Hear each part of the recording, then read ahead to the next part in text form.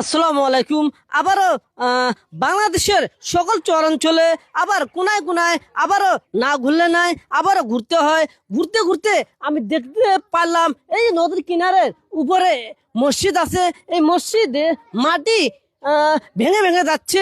পাশাপাশি ভরা বন্যা যদি আমাদের এখানে হয়, মসজিদ ভেসে থাকবে না থাকবে, আসলে আমি একবারে দিশারও হয়ে গেছি। এখানে আসলে এখানে পাশাপাশি আবার মাদ্রাসা পর্যন্ত আছে, এখানে শিশু বাচ্চা পর্যন্ত এখানে পড়াশোনা করে।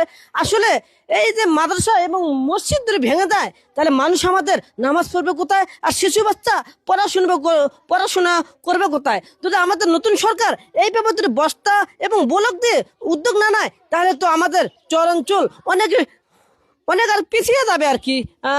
শিক্ষার হার বাড়বে না এবং মানুষ সেখানে নামাজ পড়তে পারবে না শান্তি করে।